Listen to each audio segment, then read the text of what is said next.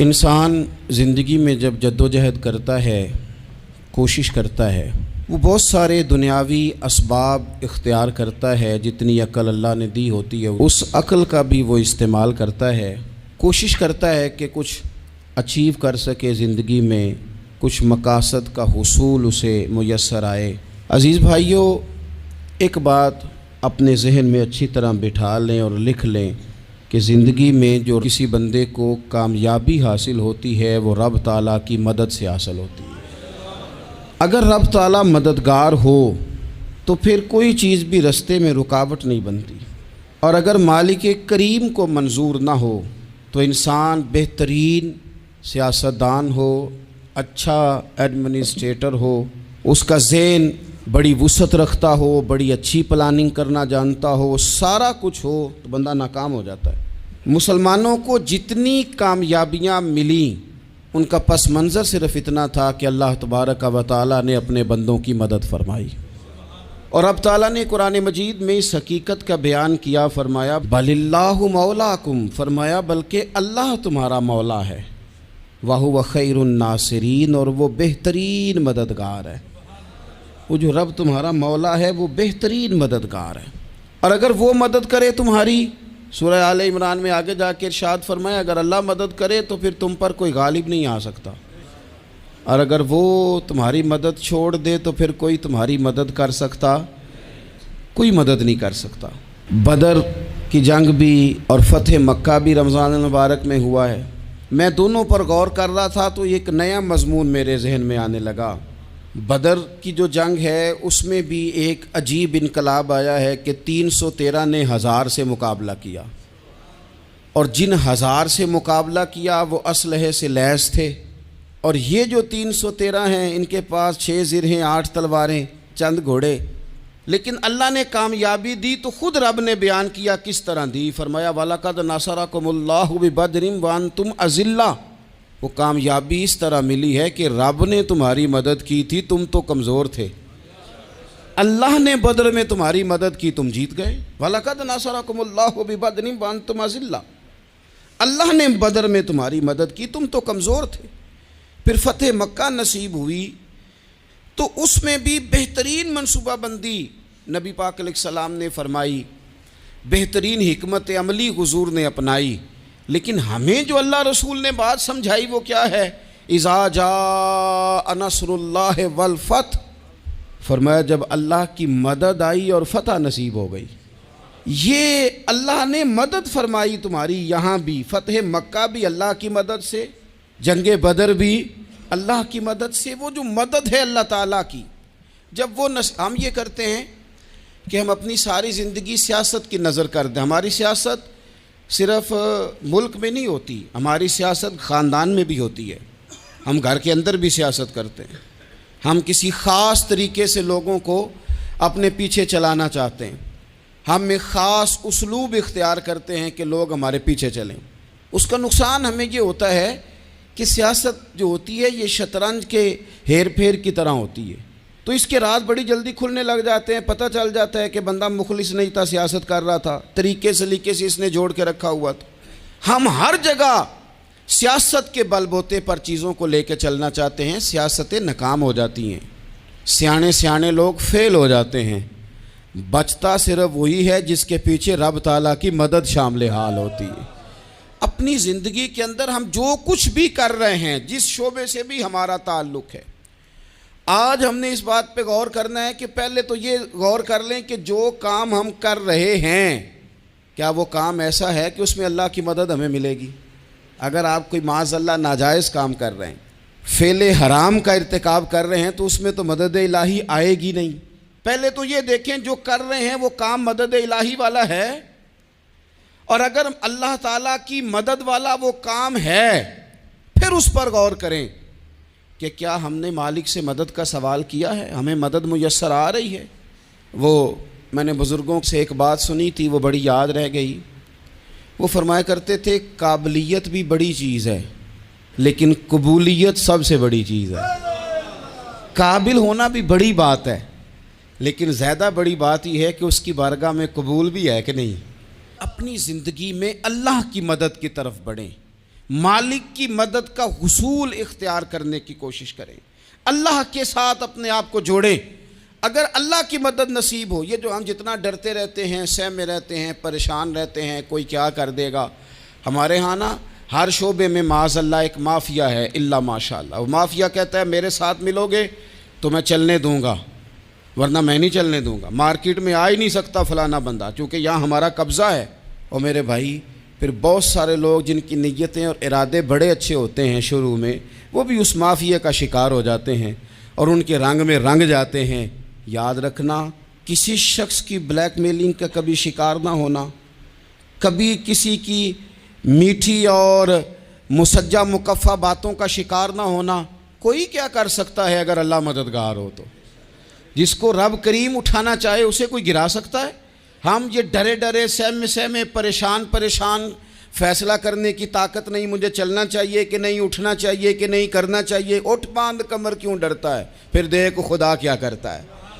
حضرت عبداللہ ابن عباس فرماتے ہیں میرے نبی پاک علیہ السلام نے میری تربیت فرمائی، حضور نے میری تربیت فرمائی، اور محبوب پاک علیہ السلام نے فرمایا عبداللہ یاد رکھنا، یہ نوجوان دوست میری بات لکھ لیں، پریشان لوگ میری بات لکھ لیں، جن کے پاس قوت فیصلہ نہیں وہ اس بات کو لکھ لیں۔ حضرت عبداللہ ابن عباس فرماتے ہیں میرے نبی پاک علیہ السلام نے مجھ سے فرمایا تھا عبداللہ سن، اگر ساری دنیا مل کے تیرا کوئی نفع کرنا چاہے کر نہیں سکتی جب تک میرے رب کی رضا نہ ہو، اور فرمایا ساری دنیا مل کے تیرا کچھ بگاڑنا چاہے تو عبداللہ بگاڑ نہیں سکتی جب تک رب کریم کی حکمت کا تقاضا نہ ہو۔ لوگوں سے ڈرنا، لوگوں کی طرف دیکھنا، ماحول دیکھ کے اپنے راہ کا تعین کرنا، ہر بندے کے خیالات کے مطابق ڈھلنے کی کوشش کرنا، فلانا نہ ناراض ہو جائے، فلانا نہ ناراض ہو جائے، وہ جس نے ہونا ہو جائے، بس رب رسول ناراض نہ ہو۔ اپنی زندگی میں اپنے مالک کو مولا جان کے، بل اللہ مولاکم، اللہ تمہارا مولا ہے، وَهُوَ خَيْرُ النَّاصِرِينَ، وہ بہترین مددگار ہے۔ توجہ جب بھی کریں رب کی جانب کریں، اپنے دل کا قبلہ درست رکھیں، سوچوں کے زاویے سیدھے رکھیں۔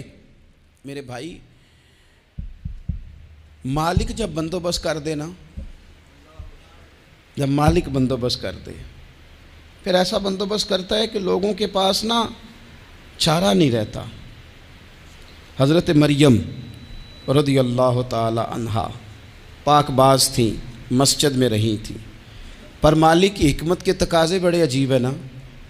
پھر جناب مریم کو اللہ تعالیٰ نے بغیر شوہر کے اولاد عطا کر دی۔ یہ بات ہی ایسی تھی، وہ کسی نے کہا تھا کہ مخلوق تو فنکار ہے اس درجہ کے پل بھر میں سنگے در کعبہ سے بھی اصنام تراشے، تم کون ہو کیا چیز ہے داغ کبابی، لوگوں نے تو مریم پہ بھی الزام تراشے۔ تو لوگوں نے کہا کدھر سے لے آئی بچہ، تیرا باپ تو ایسا نہیں تھا، کہاں سے لے آئی؟ اللہ کرے میں آپ کو سمجھا سکوں، ذرا اپنے آپ کو وہاں کھڑا کریں کہ ایک پاک باز عورت، پاک باپ کی بیٹی، طیب ماں کی بیٹی، اور اللہ کے گھر میں پرورش پانے والی خاتون، ایک وہ وقت اور ایک یہ وقت کہ اس عورت کو کٹہرے میں کھڑا کر کے پوچھا جا رہا ہے کہ معاذ اللہ تیری گود میں بچہ جائز نہیں ہے، کہاں سے لائی ہے؟ اب خود سے صفائیاں بندہ کتنی کو دے، کتنی کو وضاحتیں کرے۔ اور میں نے تو اپنی زندگی میں دیکھا ہے زیادہ وضاحت دینے والے کو بھی لوگ جھوٹا سمجھنے لگ جاتے ہیں، زیادہ وضاحت دینے پر بھی لوگ کمزوری کا اظہار سمجھتے ہیں کہ کمزور پڑ گیا۔ آپ صلح کی کوشش کرتے ہیں، سامنے والا بزدل سمجھ لیتا ہے، زیادہ وضاحتیں بھی کمزور کر دیتی ہیں۔ اب حضرت مریم کو کٹہرے میں کھڑا کر کے کہا بچہ کس کا ہے؟ تو پھر خدا بندوبست جب کرے، اللہ جب مددگار ہو، تو پھر حضرت مریم کی گواہی درختوں سے نہیں دلوائی، اس نے پتوں سے نہیں دلوائی، پھر فرشتے نہیں بھیجے۔ حضرت مریم کہنے لگی مجھ سے نہ پوچھو، وہ جو پنگوڑے میں ہے اسی سے پوچھ لو، ان سے پوچھو نا، وہ کون ہے پوچھ لو، ان سے کر لو سوال۔ انہوں نے کہا پنگوڑے میں چند دنوں کا بچہ، یہ جواب دے گا؟ مددگار تھا رب،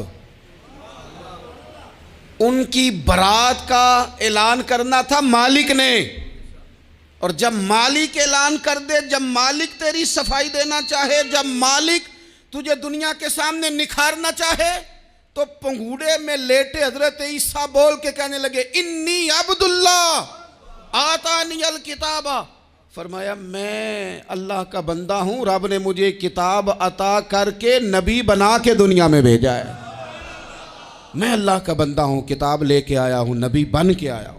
پھر پنگوڑے سے اعلان ہو گیا، پھر بچہ بول پڑا۔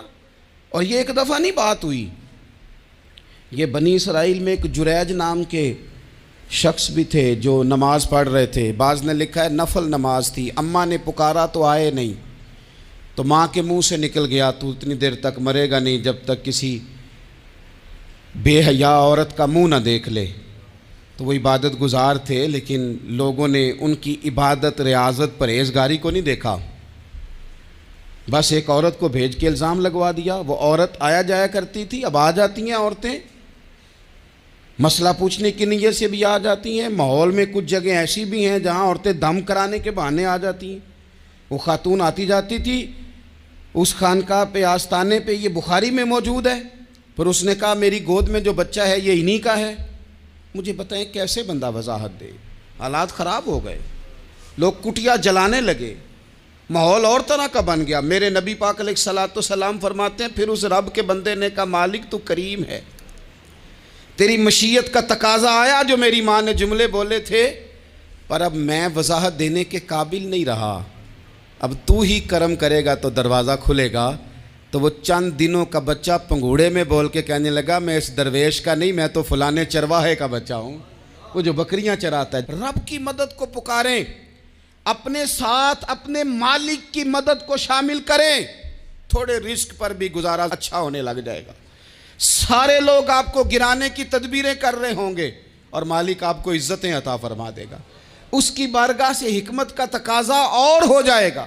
ہم نے ساری زندگی لوگوں کو راضی کرنے میں گزار دی، ساری زندگی بڑھاپا آ گیا بچوں کو پالتے، اور بچوں نے آخری عمر میں کہہ دیا ابا اگر کوئی ڈھب کا کام کر لیتے تو آج ہمارے دن بھی پھر نہ جاتے۔ ساری زندگی گزار دی بہن بھائیوں کو راضی کرنے میں، ساری زندگی گزار دی ذمہ داریاں اٹھانے میں، ان کو 99 دفعہ دیا، ایک دفعہ نہیں دیا تو انہوں نے کہہ دیا تو نے تو کبھی دیا ہی نہیں، تو تھا ہی نہیں۔ ساری زندگی محلے داروں، علاقے والوں کو راضی کرنے میں گزار دی۔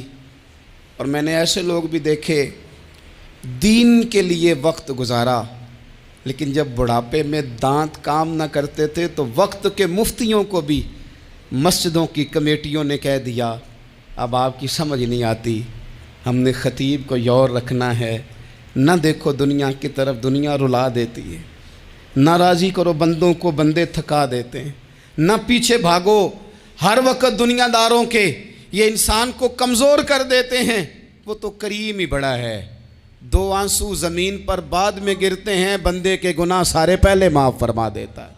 اللہ کی مدد کا حصول، اپنے مالک کی مدد کی طرف بڑھنا، آپ کو بدر کی جنگ بھی یہی درس دے گی، آپ کو احد کا میدان بھی یہی سبق دے گا، فتح مکہ بھی یہی سبق دے گا۔ میرے دوستو جب رب مدد فرمائے، جب اللہ مددگار بنے، دوستوں سے ایک بات اکثر کرتا ہوں، میں کہتا ہوں کہ جتنے درد سے آپ امیر کو اپنی کہانی سناتے ہیں نا، اور جس طرح آپ کے آنسو بات کرنے سے پہلے گر جاتے ہیں کہ غریب ہیں، بچیاں ہیں، کاروبار نہیں، او میرے سنگیو، اس سے آدھے آنسو اپنے رب کی بارگاہ میں بکھیرو، اس کے حضور عرض گزار ہو جاؤ، اس سے طلب کرو۔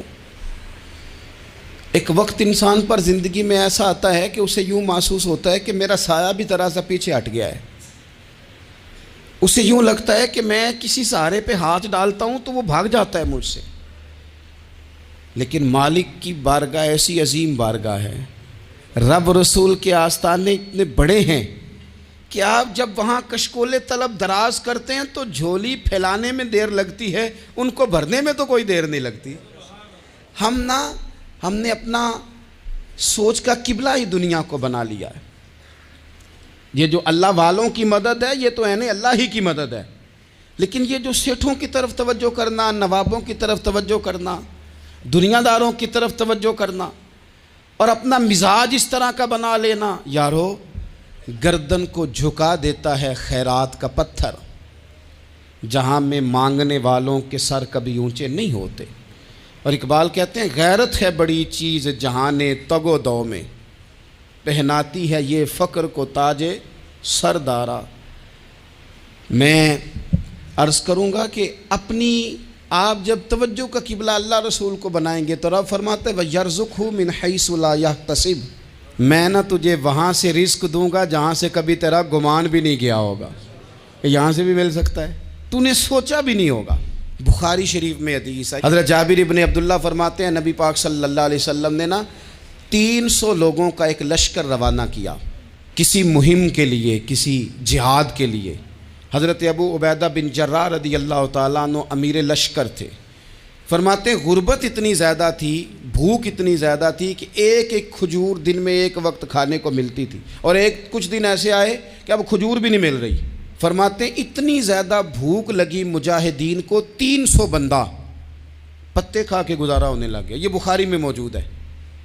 آپ فرماتے ہیں کہ دریا کے کنارے ہمارا پڑاؤ تھا، ٹھہراؤ تھا، جب بھوک سے نڈھال ہو گئے نا، وَيَرْزُقْهُ مِنْ حَيْثُ لَا يَحْتَسِبُ، اللہ وہاں سے روزی دیتا ہے، گمان بھی نہیں ہوتا۔ فرماتے ہیں ایک مچھلی اللہ تعالیٰ نے دریا کے کنارے بھیجی، فرماتے ہیں وہ تھی تو مچھلی پر پہاڑ جتنی تھی۔ بخاری میں لفظ ہیں، حضرت جابر ابن عبداللہ رضی اللہ تعالیٰ عنہ فرماتے ہیں 300 آدمی 18 دن تک اس مچھلی کو کھاتے رہے، مچھلی ختم ہی نہیں ہوئی۔ مچھلیاں نہیں، مچھلی کہتے ہیں 18 دن 300 بندہ کھاتا رہا، مچھلی ختم ہی نہیں ہوئی۔ اور فرماتے ہیں کہ اس کی ہڈی نکال کے، کانٹا کہیں گے آپ اپنی زبان میں، کہتے ہیں وہ نکال کے نا تو اس کو کھڑا کیا نا جب، تو اونٹ کجاوے سمیت اس کے بیچ سے گزر جاتا تھا، 2 اس کے کانٹے جوڑے۔ فرماتے ہیں وہ اس کا گوشت ہم کھاتے تھے اور اس کی چربی بطور تیل کے ہم جسموں پہ ملتے تھے، بیماروں کو اس سے سکون آتا تھا، تندرستی شفا ہوتی تھی۔ فرماتے ہیں ہم کھایا بھی ہم نے، اور کچھ لے کے ہم مدینے بھی گئے، اور قربان جائیں نبی پاک نے بھی اس میں سے کھایا۔ ہم نے عرض کی حضور یہ معمہ کیا ہے، یہ ماجرا کیا ہے؟ تو محبوب نے فرمایا تمہارے پاس غذا نہیں تھی، رب نے تمہارے لیے بندوبست کیا ہے، اللہ نے تمہیں دیا ہے۔ مکان شروع کر لیا، ایک صاحب نے وہ مکان بنانے لگے، آپ وہ حساب لگا رہے ہیں، کہتے ہیں میرے پاس اتنے پیسے ہیں، اتنے میں نے فلانے دوست سے کہنا ہے اس نے دے دینے، اتنے فلانے رشتہ دار سے کہنا ہے اس نے دے دینے، اتنے فلانے سے کہنا ہے اس نے دے دینے۔ یہ ساری کاپی بنا کے مکان شروع کر لیا۔ جو روز کہتا تھا نا کوئی حکم ہو جاتے 10 سب سے پہلے اس کو کہا میاں پیسے چاہیے دن، وہ کہندا ہو کل ہی منڈا ٹوریا ہے، کہتے تو پرسوں 10 داتے لب جانے سن۔ میں آپ کو اپنے تجربے کی بات بتا رہا ہوں۔ جن لوگوں کا خیال ہوتا ہے نا کہ آپ سٹارٹ کریں فلانا کام، ہم آپ کے ساتھ ہیں، اللہ کا ہی کوئی نظام ہے، وہ بالکل بھی نہیں ساتھ ہوتے۔ لیکن ایسا نہیں ہے کہ کوئی ساتھ نہیں ہوتا، اللہ تعالیٰ بڑے اسباب پیدا کرتا ہے، وہاں سے دیتا ہے جہاں سے گمان بھی۔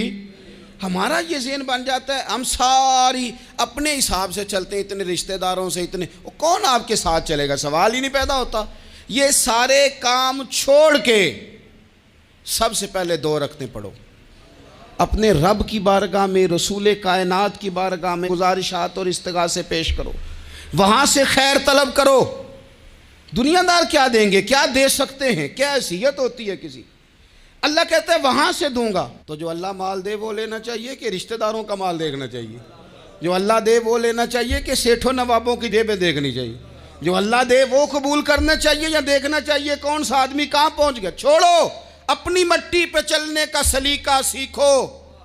کسی کے سنگ مرمر پہ چلو گے تو پھسل جاؤ گے، پھسل جاؤ۔ اس پر ایک اور بات عرض کر دوں، صحیح بخاری سے، مسلم سے ایک اور بات۔ کچھ چیزیں ایسی ہیں جن سے اللہ کی مدد آتی ہے، مدد ملتی ہے۔ ایک چیز ان میں سے ایسی ہے جس سے بہت مدد نازل ہوتی، وہ ہے کہ جب رب آپ کو دے نا تو پھر آپ بھی اس کے رستے میں دیں، پھر مدد آتی ہے، پھر اور آتا ہے۔ بخاری مسلم میں حدیث ہے، یہ زیادہ ہی توجہ طلب امر ہے، اس پر آپ غور کریں گے۔ حضرت ابو ہریرہ فرماتے ہیں کہ نبی پاک علیہ السلام نے فرمایا ایک شخص نے بادلوں کے اندر سے آواز سنی کہ فلاں آدمی کا کھیت اور باغ خشک ہو گیا ہے، وہاں برسو اور اس کے کھیت کو سیراب کرو۔ وہ بڑا حیران ہوا کہ بادل سے آواز آ رہی۔ پھر اس نے دیکھا کہ ایک پہاڑی پر بارش ہوئی، وہ بادل وہاں برسا، پھر نالیوں سے ہوتا ہوا پانی ایک طرف چلا تو جس نے آواز سنی تھی حضور بیان کر رہے ہیں، وہ بھی پیچھے پیچھے چلا کہ پانی کدھر جا رہا ہے۔ اس نے جا کے دیکھا کہ ایک مقام پہ ایک باغ کو وہ پانی لگ رہا ہے اور ایک آدمی وہ پانی لگا رہا ہے۔ اس نے اس سے پوچھا تیرا نام کیا ہے؟ اس نے کہا کیوں؟ کہنے لگا بتا نا۔ اس نے نام بتایا تو کہنے لگا یہی تو وہ نام ہے جو میں نے بادلوں کے اندر سے سنا ہے کہ فلاں کے کھیت کو پانی دے دو۔ اس نے کہا یار تو کیا عمل کرتا ہے کہ اسپیشل تیرے لیے بارش برسے؟ یہ بخاری پڑھ رہا ہوں، سیاستہ سے حدیث عرض کر رہا ہوں۔ اس سے پوچھا تو کیا کام کرتا ہے کہ جناب اللہ تبارک و تعالیٰ کا حکم کرم آیا کہ خاص تیرے لیے پانی برسے اور تیرے کھیت کو سیراب کرے؟ تو اس نے کہا چھوٹا ذمہ دار ہوں، پر جب فصل اگتی ہے تو 3 حصے کرتا ہوں۔ ایک حصہ اپنے بال بچوں پہ، بہن بھائیوں پہ خرچ کرتا ہوں، ایک حصہ پورا، اور ایک حصہ دوبارہ کاشتکاری پہ لگاتا ہوں، اور تیسرا حصہ خالص میں نے مسکینوں، یتیموں اور غریبوں کے لیے رکھا ہوا ہے۔ وہ جو تیسرا حصہ اللہ کرے آپ سمجھیں، وہ رب کے بندوں پہ تیسرا حصہ خرچ کرتا ہے نا، تو کریم مالک نے فرمایا جہاں سے غریب کا حصہ جاتا ہے وہ کھیت خشک نہیں رہنا چاہیے، وہ جہاں سے مسکین روٹی کھاتے ہیں وہ خشک نہ رہے، جہاں سے یتیموں کو کچھ آتا ہے کہیں اس کی فصل رہ نہ جائے۔ میں اور آپ بھی اگر اپنے مال میں مسکینوں، یتیموں، غریبوں کے حصے رکھ لیں گے تو فصلیں خشک نہیں رہیں گی، ان کے اندر تازگی آئے گی، نور آئے گا، کرم آئے گا، خاص کر خدا کی رحمت برسے گی۔ مدد اللہ سے چاہیں، اپنی توجہات کا مرکز رب رسول کی ذات کو بنائیں، پھر آپ محسوس کریں گے کہ بڑی جلدی اللہ تعالیٰ کی مدد آنے لگی ہے۔ کبھی آپ صرف کہہ دیں نا میرا رب میرے ساتھ ہے، اس لفظ میں اتنی طاقت ہے کہ دشمن ویسے زیر ہو جاتا ہے۔ زندگی میں کسی سے بھی لڑائی ہو اچھی طرح سوچ لیں کہ اللہ اس طرف ہے یا اس طرف ہے۔ اگر آپ زیادتی پہ ہیں تو پھر رب مظلوم کی جانب ہے۔ اگر اللہ کی مدد آپ کے ساتھ ہے تو دنیا کی کوئی طاقت آپ کو گرا نہیں سکتی، اور اگر آپ مظلوم کے مقابلے میں ظالم بن کے آپ کھڑے ہو گئے ہیں اور آپ نے رویہ وہ اختیار کیا ہے کہ جس میں مدد نہیں آئے گی، تو پھر یاد رکھ لیں کہ آپ کوئی بھی ہیں، کہاں بھی ہیں، آپ کمزور ہیں۔ طاقتور تھے ابتدائے اسلام میں، ظاہری طاقت تھی کفار مکہ کے پاس، وہ ڈنڈوں سے مارتے تھے غریبوں کو، ان کے ہاتھوں میں ڈنڈے تھے، پر خدائی طاقت ان مظلوموں کے ساتھ تھی۔ صاحب زرقانی نے لکھا ہے حضرت زنیرہ رضی اللہ تعالیٰ عنہ ایک لونڈی ہیں، غریب ہیں، ماڑے دا کی کام محمد نس جانا یا رونا، غریب سادی بی بی اور لونڈی کنیزہ، ایک مشرک کی کنیزہ تھی، انہوں نے کلمہ پڑھ لیا، وہ ڈنڈوں سے مارتا، دروں سے مارتا، تکلیف دیتا۔ حضرت زنیرہ رضی اللہ تعالیٰ عنہ کو اتنا مارا، اتنا مارا۔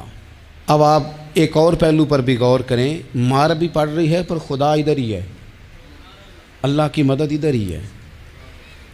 رب کہتا ہے کہ پہلے تو صبر کرنا، ان اللہ مع الصابرین، تو صبر کرے گا تو پھر رب کی معیت ملے گی، ذرا ٹھہرنا، تو تھوڑا ڈٹنا۔ ان الذین قالوا ربنا اللہ ثم استقاموا تتنزل علیہم الملائکہ، تو کہے اللہ میرا رب ہے، پھر تو پہلے ڈٹ، پہلے تو نے ڈٹنا ہے۔ ثم استقاموا، جو ڈٹ گیا، تتنزل علیہم الملائکہ، ڈٹنے والے کے لیے مدد آتی، پہلے تھوڑا ٹھہرنا پڑتا ہے، پہلے تھوڑا صبر کرنا پڑتا ہے، حوصلہ کرنا پڑتا، اس کے بعد مدد آتی۔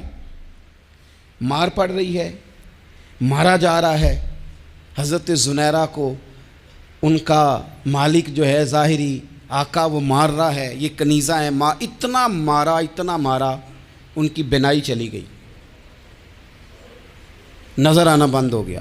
ابو جہل آیا اور کہنے لگا زنیرہ دیکھا نا ہمارے بت تیری آنکھیں لے گئے، معاذ اللہ، لات و منات ہمارے بتوں نے تجھے اندھا کر دیا۔ اب ایسا نہیں ہے کہ بی بی روتی جا رہی ہے، روتی جا رہی ہے، مایوسی مایوسی، معاذ اللہ، پریشانی، غریبی بڑی ہے، پوچھنے والا کوئی نہیں، یہ باتیں نہیں۔ کیا جملے ہیں خاتون کے، کیا لفظ ہیں۔ ابو جہل نے تنزیہ کہا، معاذ اللہ، کہنے لگا دیکھا نا ہمارے بتوں نے تجھے اندھا کر دیا۔ تو جناب زنیرہ آنکھوں کی بینائی گئی ہے اور رات کو گئی ہے، دکھ ابھی تازہ ہے، لیکن اللہ پہ جو توکل ہے، اپنے مالک سے جو رشتہ ہے، وہ اتنا مضبوط ہے، اتنا طاقتور ہے، اس میں اتنی گہرائی ہے کہ حضرت زنیرہ بول کے نا اتنی قوت سے بولی، اتنی طاقت سے بولی کہ پورے کفر پر لرزہ طاری ہو گیا۔ فرمانے لگی تمہارے بتوں کی کیا اوقات ہے کہ وہ میری بینائی لے جائیں؟ یہ میری رب کی حکمت کا تقاضا ہے۔ جب تک اس نے چاہا زنیرہ دیکھتی رہی، اور جب اس نے چاہا زنیرہ کی آنکھوں کی بینائی چلی گئی، اور اگر وہ چاہے گا نا تو بینائی واپس بھی کر دے گا۔ اگر ہو ذوق یقین پیدا تو کٹ جاتی ہیں زنجیریں، اگر وہ چاہے گا تو بینائی آ بھی جائے گی۔